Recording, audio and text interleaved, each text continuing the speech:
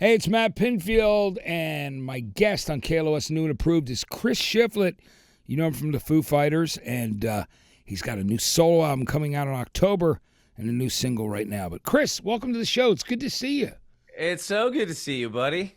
How are you? I'm doing great, man. You know, first of all, I got to say thank you. You guys gave me the greatest birthday present ever when you did My Hero for Me on stage, and Dave dedicated that for my birthday. That was just what an incredible night. And to be on the side of the stage watching you play, that show was amazing at Sonic Temple. I just wanted to tell you. Right on. So that was your actual birthday that day, huh? Yeah, it was. Yeah, so that was great. It was great to see you out there. That whole day was fantastic. Super fun show. It was great to see Jawbreaker out there. Yeah, we love Jawbreaker. Wasn't that cool? Yeah. Loved it. Yeah. Yeah, to see him again and talking to those guys, and it was really incredible. And it's funny because my youngest son, who's 15, has gotten really obsessed with Jawbreaker in the last year or so. So he knew that they were playing, and he wanted to fly out for it. You know, we live in LA, and obviously Ohio's a long way away. But I told him at one point, I don't even think we're gonna be there in time to see them because we're flying from DC, and I don't think it's gonna work. And then we get there, and they're still on stage, halfway through their set, and I run up there and I take a picture and I text it to him, and his response was just, "I thought you said you weren't gonna make it in time." That's a 15-year-old son, right? I have two daughters, right? So I know, yeah. He was he'll get to see him, I'm sure. I know. Great. Yeah. Well, he's already seen him, so yeah. Yeah, I think that's amazing. That's great. Did he what turned him on to that? Was did he have a copy of 24-Hour Revenge Therapy or Dear You or? Dude, I mean, honestly, I don't even remember because I have all their records. I have their records on vinyl and CD, but I don't know how much he was looking through my records. I don't think it really even came through me. It's just he just found it through his friends or through TikTok or however it is that people find music nowadays. Yeah, it's amazing. It's so cool that your son's 15. How many kids do you have, actually, Chris? I got 3 boys, a 19-year-old, a 16-year-old, and a 15-year-old. Yeah, that's cool. It's amazing. Yeah. And I just keep thinking about, when I first met you years ago and No Use for a Name. You know what I mean? Yeah. It was oh, yeah. But yeah. it's gone a long way. And, I got a lot to talk to you about. But can we talk about, right off the bat, the new single, Damage Control? Yeah. Absolutely. Because it's cool because this is going to be the third solo album you're doing. You did the record in Nashville, 10 songs, Lost at Sea, and it's coming out in October, towards the end of October.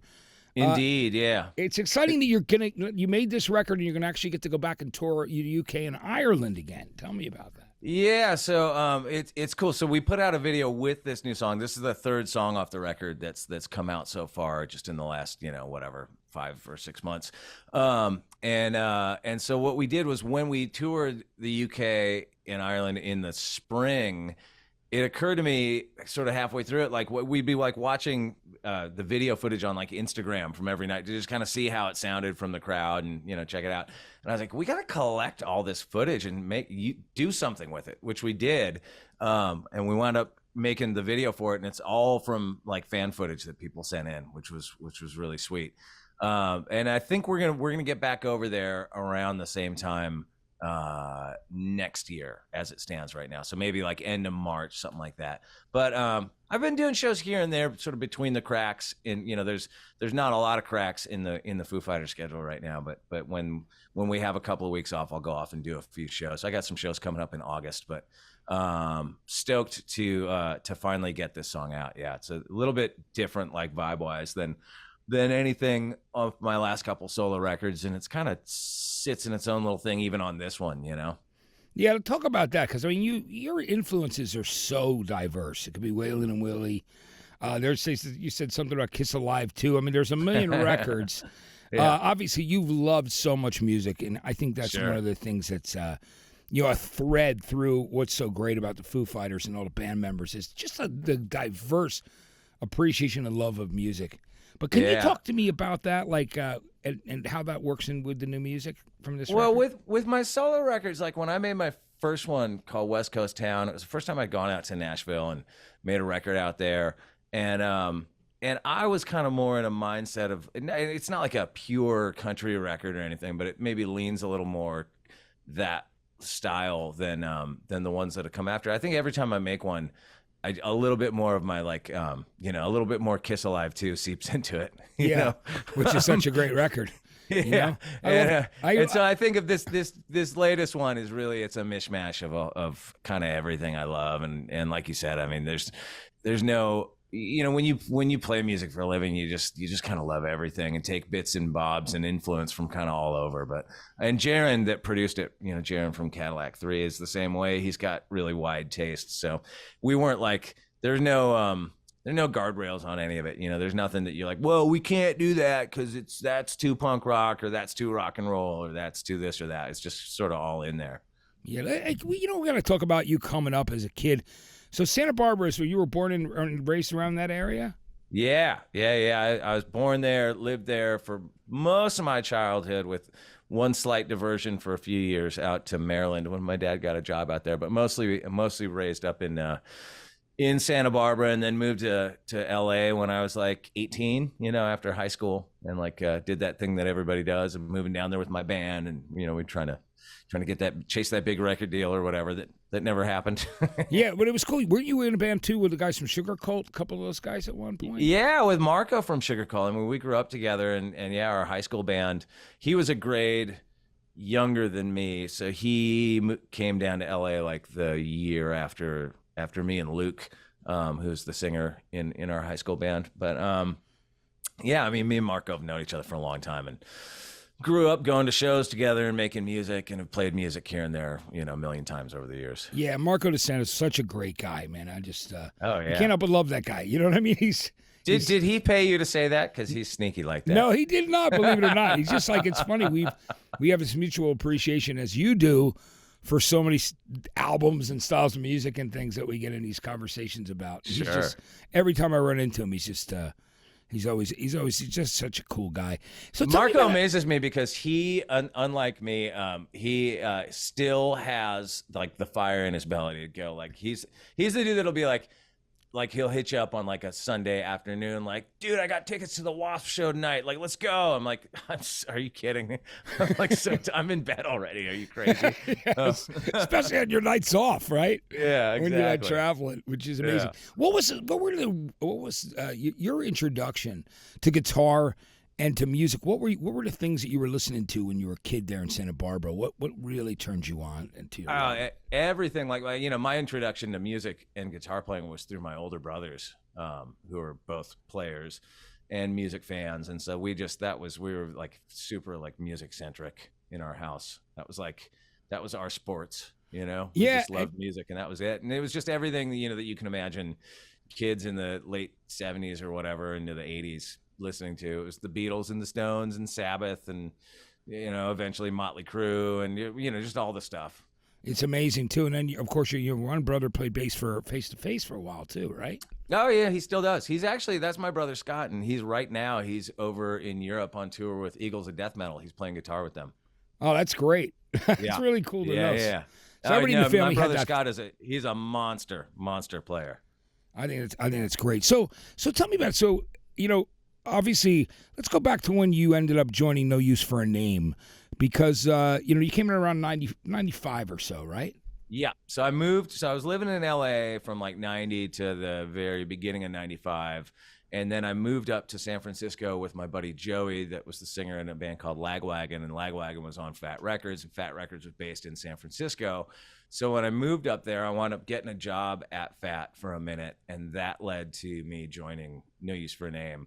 And then that was like, you know, pretty much just kind of off to the races. That was the first time I was ever in a band that went on tour, you know, and did the whole thing. So, and that's when I met you. That's right. Yeah. It's amazing going back to all the way up through that period of 99 too, and you know, before you ended up joining the Foos. But I you know, and you've done, what's cool is you've always had your hands in other projects like the Dead Peasants thing that you were doing for a while too. Tell me about that. Well, yeah. So, you know, over the years, I just was getting more and more into country music, and had never played country music live or in any kind of like setup like that. So I made a Dead Peasants record that was really just me and my friend Lou in the studio, just kind of working out the songs and recording the stuff.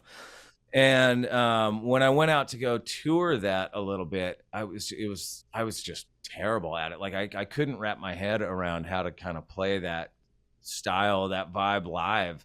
And I remember I was sitting in a bar at the Continental in Austin watching my friend's band, this band Hay Bale, that has played there forever. That's like a honky tonk cover band. They have like a deep catalog of just a bazillion, the best like honky tonk songs ever. And I was sitting there watching them just grooving on it. And I just thought, oh my God, I have to do this. I have to do my version of this. And that's what I did. I sort of turned the Dead Peasants into a cover band and roped a bunch of my friends into it. And then, and just kind of did that for a few years because I just wanted to get those songs and some of that style. I just wanted, for me as a player, the only way I really like absorb stuff is if I go out and do it night after night and just play the songs over and over. And that's what we kind of did. And it was super fun.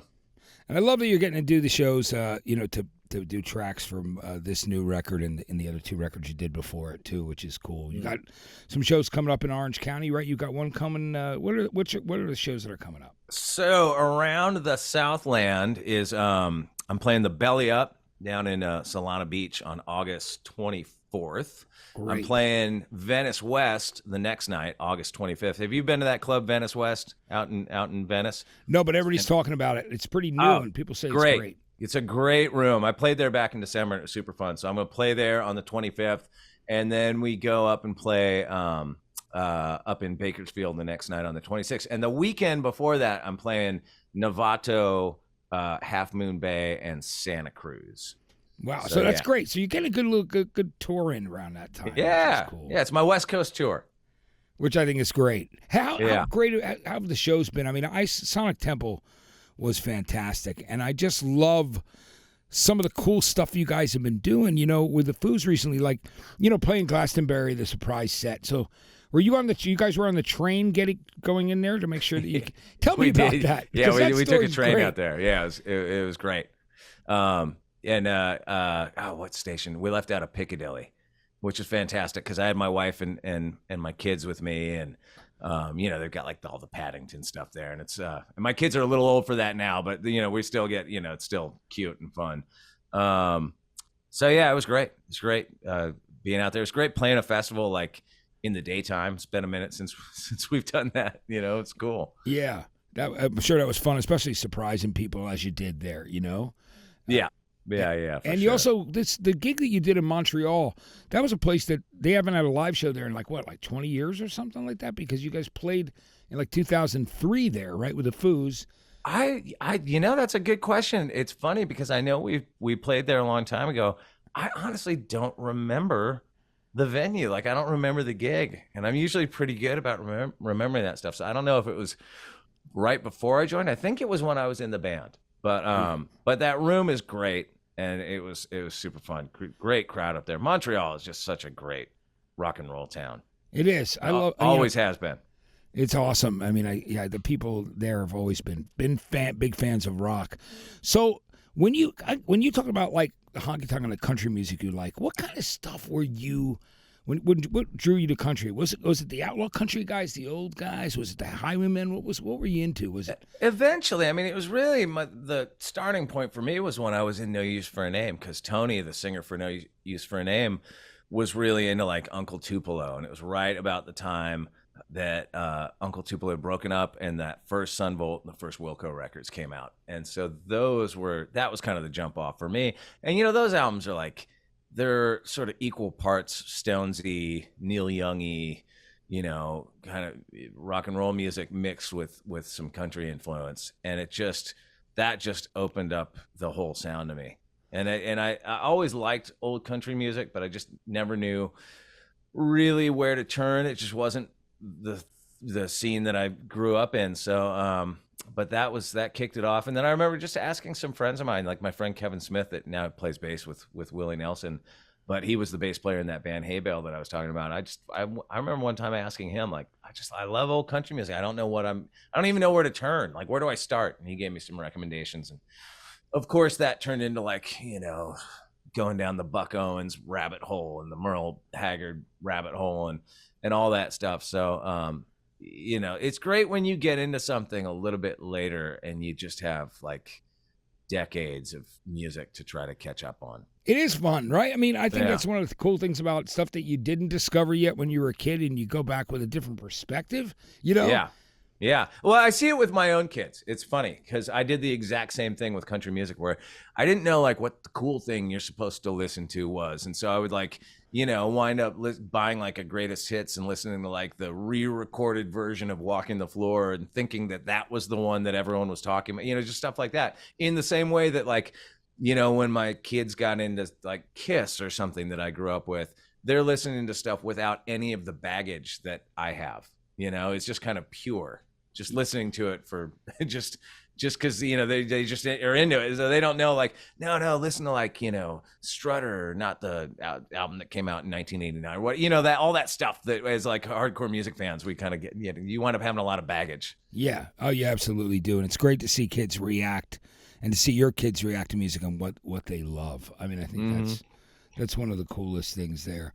Yeah, I love that you mentioned the Uncle Tupelo because, man, I love that stuff, like the long cut, and it was so good. Remember those songs? Yeah. Oh, man, it's so good. And I was just watching a bunch of old Uncle Tupelo footage on YouTube the other day, man. They were great. I never saw them. Wish I had. Yeah, and Jay Farrar, those guys, even the first Sunvolt, like you said, Wilco AM, those records were great, too. Yeah, great records. Great records. I love those, Box full of letters, all that stuff was oh, my God, so good. So good. Yeah, it was really amazing. Speaking of Walking the Floor, you did a podcast, right? For like, are you still doing the podcast? Well, I did Walking the Floor for like, I don't know, 10 years or so. Got a little over a couple hundred episodes, but it's been on hiatus for a minute because I've been working on this new one. That's it's kind of a podcast. It's more of a video show, and it's called Shred with Shifty. And we literally just launched the first episode. Can we talk about that? Launching Shred with Shifty, which is so cool. Let's talk about Alex Lifeson.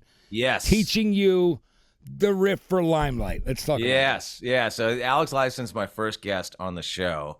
And yeah, that's the premise of the show is whoever I'm interviewing, they teach me how to play a guitar solo from one of their famous songs. So Alex Lifeson was the first one we did, Limelight. He's amazing. He's like so cool. The feedback has been great. Like I know how much he means to me, and I know he's got a rabid fan base, but like the outpouring of love from Alex Lifeson fans online has been really, really special. It's been great. And then we just have a bunch of other ones. Like I've interviewed there's a lot more to come. I've interviewed Mike McCready, Blake from Jawbreaker, Brad Paisley, John Osborne from Brothers Osborne, Nile Rodgers. I don't have my list right in front of me. There's a whole lot more. Rivers from Weezer. I mean, there's just tons. It's great. And whereas Walking the Floor was mostly focused on Americana and country music, this one is all over the shop. And you can find the episodes on volume.com/shifty. I think it's phenomenal. And I love it. Isn't Brad Paisley one of the nicest dudes ever? One of the nicest dudes ever. And God, what a good guitar player. I mean, just a beast. Absolute beast. That interview is kind of funny. I haven't edited it yet, but that was the least prepared I've been because we didn't really nail down which solo we were going to do and until we started doing it. So I was just like watching. I'm like, oh my God, I'm blowing it so hard right now. I'm gonna look terrible. I'm gonna have to do some editing magic so it doesn't look like it was as bad on my part as it was trying to learn it. Yeah. But I think that's so cool to have all those guys on there. Now I've got to ask you about this because one of my favorite things that came out over the last 10 years. Being that you appreciate outlaw country and country music, was Tales from the Tour Bus, the cartoon show with Mike Judge, with Johnny Paycheck and all those guys. What did you think? I love that. What do you I absolutely love that show. Yeah, it was classic. I mean, those guys. And that's one of the beautiful things about, especially the older eras of country that they were sort of more focused on.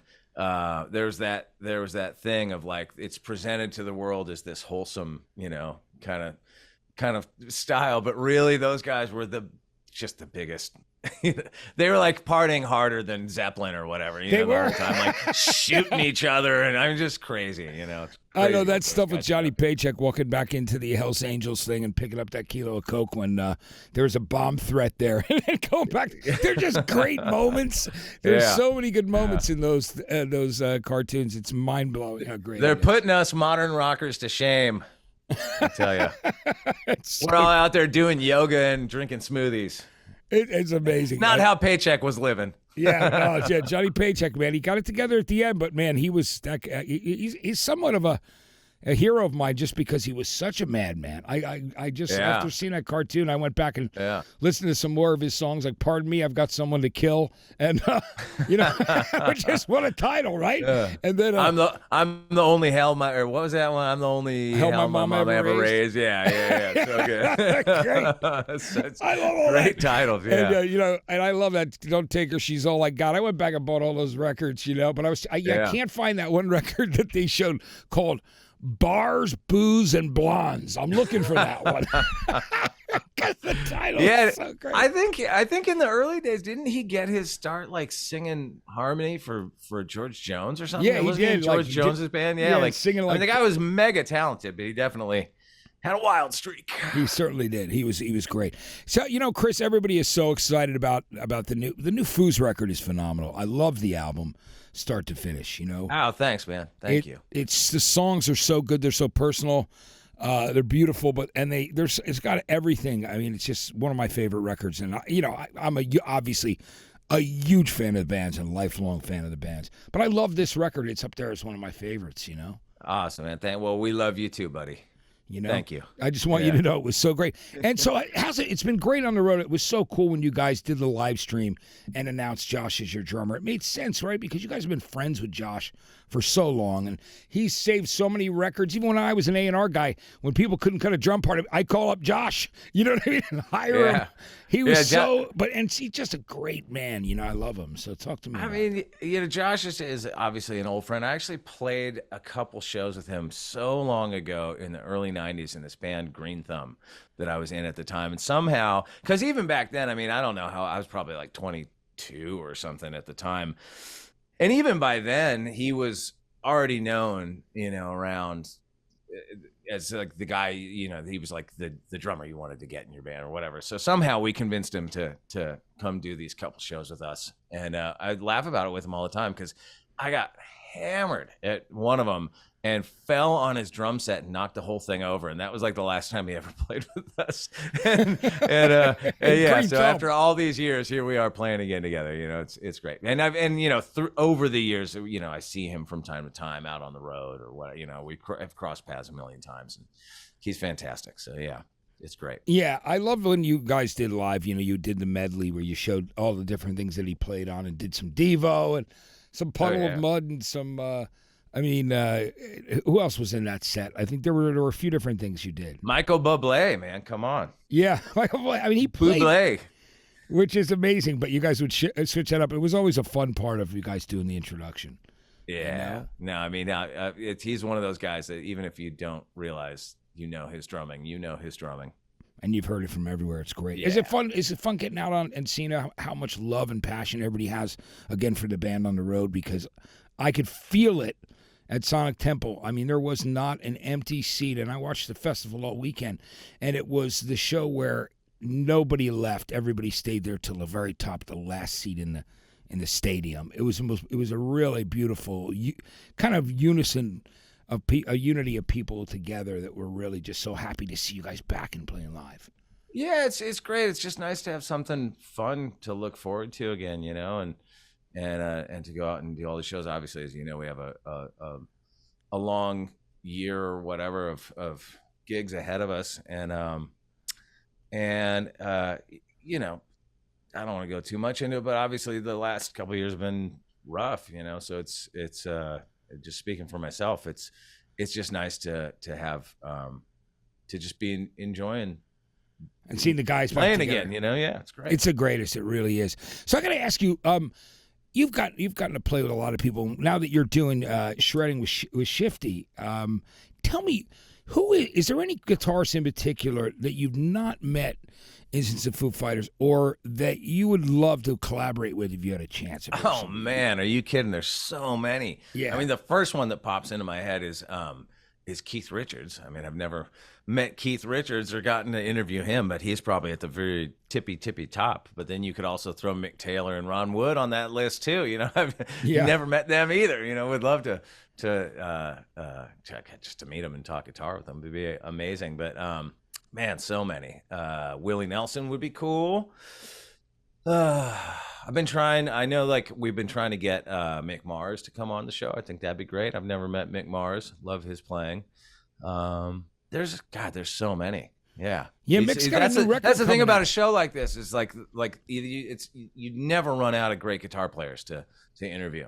No, you really don't, do you? I mean, it's amazing. That's why I think this is going to do unbelievably well. This new visual podcast, the fact that it's that it's going to be something that people can watch is awesome. You know? Yeah, it's fun. It's been really different than the podcast. You know.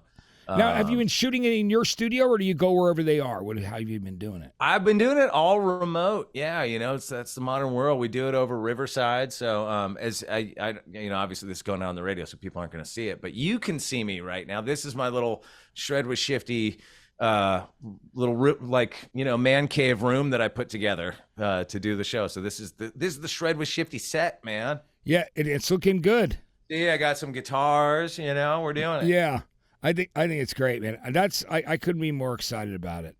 Awesome. Yeah, it's been fun, and really a big part of it was just I love playing guitar. I love learning. I love taking lessons, and what better way to learn a handful of all these different guitar players' hot licks than to do this show? Get a lesson right from Brad Paisley, man. It's amazing. Yeah. Again, he's so great. It was crazy in New York City when there was no country station. When I was doing the morning show with Leslie Fram there at the rock station, alternative station, they go, "Hey, Matt, what do you think about having Brad Paisley on your morning show?" I'm like, "Yeah, bring him on, man." And we had the best time ever. Because I just knew he was going to be a cool guy, and he was so much fun. Totally, and he's just a music fan. He's not like he's like only a country music fan or only this, or he just loves music. Yeah, he got up in there and he came on and played like a Derek and the Dominoes song, just like was. Oh, nice. Which was really cool. Hey, for you, Chris, what are some of your go-to favorite albums of all time? Things that you like, just always go back to, and it can be from any era. A big one for me would be "Some Girls" by the Stones. That's a big one. Any of the Kiss albums up to Dynasty, I just wore those records out when I was a kid for sure. Like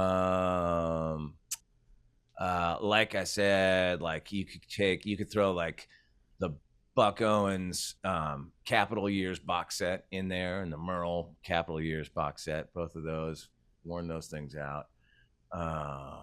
What are some other ones? Oh, I mean, Bad Religion was like life-changing for me when Suffer came out. When Social D put out Prison Bound, that was another kind of life-changing record for me. The first couple Motley Crue albums I'd throw in there, Yeah, there's a lot. Those are great. I'm glad you mentioned Prison Bound because you could see where Mike was getting his influence too, and listening to some classic country stuff too. Oh, big time. Yeah, I mean Social D was a huge influence on me to find country music because they threw so many of those, honky tonk covers. And since then, you played with them too, right? Isn't that the yeah? I played with them a bunch of times over the years. And X would be another one. X had that influence for sure. I mean, you can't forget the Beatles. Beatles were big. The first song I ever learned on guitar was "Hey Jude," so they're a huge influence. That's phenomenal. I love that. I just did a movie recently with John Doe where I play a police captain. Really? Yeah, like he plays the main character. It's a remake of the 40s movie DOA. So it's shot in black and white with all like 40s cars. And wow. We shot it before the pandemic, but it's now making the festival scene now. But all through the film, it's me and John Doe. And it was so cool to get to do a thing with him, I want to see that, man. Send me the link. Yeah, so I'm going to get Kurt St. Thomas, who directed it, to get me one to send to you. Yeah. I also have to tell you this, Chris, which you'll appreciate, because you love early Kiss like I do, right? Yeah. So I don't know if you knew of this story, but I was the one who actually convinced MTV to do the Unplugged. Me and Alex Coletti, who was directing it, because they didn't think people would be interested. And Alex Coletti goes, "Matt, what's wrong with the music department? Will you talk to your people?" And I go, "Yeah." And I walked in. I said, "What do you don't think Kiss are worthy of an Unplugged?" Well, cut a long story short, they did that. Then I narrated. Gene hired me to narrate the Second Coming video documentary of their comeback tour. So this thing is going to blow your mind out because I don't know if I ever told you this, not knowing that you were a huge Kiss fan, but I ended up, when I had to do a couple more pickup lines for this documentary, Gene had taken me to lunch, and they took me to rehearsal for the Psycho Circus tour. So it was me, him, Ace Frehley, and Peter Criss. Paul didn't show up for like 2.5 hours. So I was looking at the music stand, and I go, all the old classics except for those 2 new songs. He goes, yeah, you like that set list? And I go, yeah, I used to sing these in my band when I was a teenager. He goes, you want to have a go? So I sang 3 songs with Ace, Peter, and Gene. I did Do You Love Me, Rock Bottom, and 100,000 Years. I sang with those guys. Yeah. Is that cool? That's amazing, man. It was I unreal. love it. And Gene looks at me after I sing Rock Bottom, the first song, and he goes, you don't sound anything like you talk. You can actually sing. He goes, you want to do some more? It was the greatest thing ever. It was like this. I felt like I was best. 12 again, you know? Oh, dude, I get it, man. You know, when Dave had his birthday party at the Forum a few years ago, he got Paul Stanley to come down and do a couple songs with us. And getting to play like Detroit Rock City at the Forum with Paul Stanley, it's like, you know, that's like the realization of the dream, you know, for me. I was like, you know, ear to ear smiles the whole time. That's amazing, yeah. And I just love that they those guys still appreciate rock and roll. I mean, Paul's a good guy. He really is. He's really nice. Yeah. You know? Yeah. I mean, I've never met Peter Criss, but I met all the other dudes, and they're all great. Yeah. Who are some of the other heroes that you've met and played with that you really love? Ooh, there's been a bunch. I mean, we got to back up Mick Jagger a few years back on Saturday Night Live. That was really cool, amazing. Yeah. Who are some? I love that you got to play with Jimmy and Jimmy Page, and you play with Brian and Roger, of course, right? You know, Brian and Roger, we were lucky enough to. We've done that a bunch of times over the years. So that was great. I mean, you look at like Dave's birthday party alone, we ticked a lot of those boxes just in that one night. You know, David Lee Roth and trying to think. Of course, now I'm drawing a blank, but there's Joe Walsh we played with. God, there's just been a ton. Yeah, it's incredible. Yeah. Love it. That rock and roll. Those are always fun because you're always really nervous, and you don't want to flub it in front of your hero. Yeah, and you always end up doing. I mean, you guys. Well, I'll tell you a funny story. So when we did when Dave put out that Sound City documentary that he did a few years ago, we did a bunch of shows kind of around that where we were backing up different people, and we played on Ellen, backing up Rick Springfield, and we did Jesse's Girl. And the solo in Jesse's Girl is really like it's a part, you know, you could like sing it. It's specific, and I really try to work it out and do it like just the same as the record because you just want to hear it that way. And we did it a bunch of times, and it was always great. But then, of course, when we do it live on Ellen, I kind of flubbed a little part of it, and we finished, and we're kind of still sitting there on set, and I just quietly played the part that I flubbed because I just wanted to just hear it. It was just bothering me. And Rick Springfield hears me do it and leans over to me and goes, "It's too late now." Oh man, you're like, that's a part. That's like, oh man, that's an amazing story. Oh man, he heard it. Yeah, because at that point, it was great. I mean, I gotta also thank you for another one of my favorite experiences, and there's been many where you guys have just been so great to me. But when I was over doing the album special for Wasting Light at 606. And I was catching the red eye, and we were like eating upstairs, having lunch, and I had to hang out for a while. You guys were like, I remember Dave looking at me and going, "Hey, you want to hear the album again?" And I was thinking he meant like the playback because it wasn't out yet, right? But I'd already had an advance to do the interview of Wasting Light. And I go, "Oh yeah, I'd love to hear it again." He goes, "No, you want to hear it live." And when you guys went in that back room where you were rehearsing, and the 5 of you were set up, and I was the only one in there with you, leaning against that door that opens almost like a screen, and you guys went from bridge burning to walk. It was one of the greatest music experiences of my life. I loved it so much. I mean, it was, and you guys were going full volume. And I remember it was incredible because Lou walked in the studio, and Lou goes, "Hey, Matt, you want some headphones?" And Dave goes, "Matt doesn't need any fucking headphones. He's been listening to loud music all his life." Yeah, that was really fun. You know, we did that a bunch around that time where we did all these club shows, and we would just gun through the whole record from start to finish. And that was how we would open those shows, and it was great. Yeah, like I remember how great it was when you did the After Letterman show where you were all dressed in the Beatles outfits. I was there for that. Oh yeah. And then when the guy won the first responder in Yonkers for the garage tour, I was there for that. When you played the all garage of it, tour, yes, because that was cool too. Because it was unbelievable. He wanted to hear. You guys asked him what he wanted to hear. He goes, "Well, I've been streaming a new album on the website. I want to hear that." So I got to see you guys do all of Wasting Light like 5 times, and in Chicago before Lollapalooza at this Cabaret Mutt show. You got to hear us do it so many times. You're like, God, can you play anything else, please? No, let me tell you something. I love that album so much, start to finish. It's one of my favorite albums of all time. Seriously. Oh, right on, man. I love Thank that you. record. And it was just, it was what a great opportunity to experience that so many times, you know? Yeah, that was fun. That was a fun period. It was really cool. But, so Chris, let's just quickly talk a little more before I don't hold you up too long, more about the new record. Yeah. Now, it was great. You came into the radio station on Heidi and Frank and played tracks, and you remember you and I were doing some critiquing, trying to, for the people that were sending in their demos. Yeah, that was harsh. It was tough. My friend Charles was with me. He said, Chris was really diplomatic about it. He said, a little less reverb on that thing. Yeah. Well, yeah, I didn't. It took me a minute to clue in, like, oh, right, we're supposed to like smash these demos to pieces. Yeah, you're like me. Can't I don't do really it. Can't do it. I'm like you. I don't like to do it. I don't want to crush people's dreams. I'd rather give them a little creative criticism, right? Yeah. Maybe your song doesn't need to be, 7 minutes long. So. Yeah, exactly. You know what I mean? Or something like that. Cut that down. Amazing. Cut that down. Yeah. But so I was going to ask you. With the new record, so you've already released. This is the 3rd single now with Damage Control. Yeah. And are you thinking about making some? Will you make another video for any of the other tracks? Or are you going to continue to promote it? Or I actually just I have a video idea for the next song. The next song is going to be the song called Overboard that's coming out in September. But I got a pretty busy summer ahead of me, so I'm going to try to get that done at some point. But yeah, I'm sure there'll be something for it. And then the Lost to See the whole record comes out in October 20th. Yeah, I think is the release great. date. Yeah, we've got. I should tell people. I always feel a little weird like hyping this stuff too much, but we've got pre-orders available now. Which Go is to my great. website. You can figure that out. I love seeing that on your Instagram too.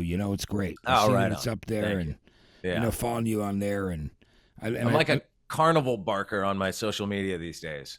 But it's cool though, and you got to let people know. You know what I mean? Because Yeah, like I'm everything trying. else, there's so much static and noise out there. It's important. You have to. Oh my God, through. you're preaching to the choir, Matt. You're preaching to the choir. It's amazing. But listen, Chris, I just want to say that this was great. It's just so good to have you on and talk to you about everything. And oh man, thank you so much. Thanks for having me, man. I know we've been talking about it for like a couple of months trying to get this together. I'm glad it finally lined up. Chris, I kind of knew, we talked about it, but then, there was a period where I knew you guys were trying to figure out exactly what was going on and had not announced Josh yet, and were working on the new album. And, you had to keep things pretty much, at that point, the band would go black for a while, which totally everybody understood. You know what I mean? Yeah. So whenever it felt like the right time, and so I just love that we made it back here and we ended up doing it. And it was, again, standing on the side of the stage, not the first time I've done it, but with you guys, but that at Sonic Temple was one of the most beautiful things ever. And it's always, a Foo Fighters show is always so great to me, start to finish. It was just, it's an emotional thing, and it was so great. Sure. Well, I appreciate it, man. Thank you. It's been good to get back to it for sure. Yeah, we love seeing you. And we'll have to come to one of these shows, right, Charles? We're going to head over? Yeah, man. Come on over to the Venice West on August 25th. Okay. That's the right date. Let's do that. Okay. I'll put you on the list, buddy. That'll be great. I'll text you. That'll be awesome, Chris. Yeah. Awesome, man. Appreciate it. Thank you so much for doing this today. Cool, buddy. It was awesome catching up with you and telling stories. And what I will do is, as soon as I get a link of the John Doe movie, I will make sure I send that to you so you can check it out. I know you'd love to see it because you're an ex-fan. You got it. Yeah. He was so cool to work with. You can only imagine, right? Oh, I bet. He's just a cool dude. He is a cool dude. For sure. He really is. And he's like you and I. He loves music from like so many different genres and old country. And he's like a historian. He's rad. Yeah. I've actually interviewed him a couple times over the years. He's great. Yeah, he was on Walking the Floor. Yeah, a couple of times. And I remember around one of those times when I interviewed him. We went. My wife and I went to go see X when they were playing here in town, and we went back and talked to him for a minute. And afterwards, my wife was like, "Why were you so acting so weird just now?" I was like, "It's John Doe." I'm clamming up. It makes me nervous. He's like a hero. I noticed that with people sometimes about him because he's got this there's something very commanding about him and his presence. Plus he's all those coolest. Great X records that he did, you know what I mean, Knitters and all. But all that stuff. Yeah, I love it. I would just put on Wild Gift the other day. It was so good to listen to that again. Oh, so good. You know? And, of course, I never miss a 4th of July here on the radio to not play 4th of July. You got to play it, right? Absolutely. Absolutely. You know, it's awesome. One of the greatest songs ever. It really is, man. So, Chris, thanks so much for joining us today. It was great to have you on. Awesome, man. Good to see you, pal. All right. Take care. I'll see you soon, Chris. Thanks a lot. Awesome. Take care. Chris Bye, guys. Shiflett, everybody. That was fantastic to have Chris on from the Foo Fighters. And you are watching and listening to KLOS New and Approved. We'll be back with you soon. I'm Matt Pinfield. Take care.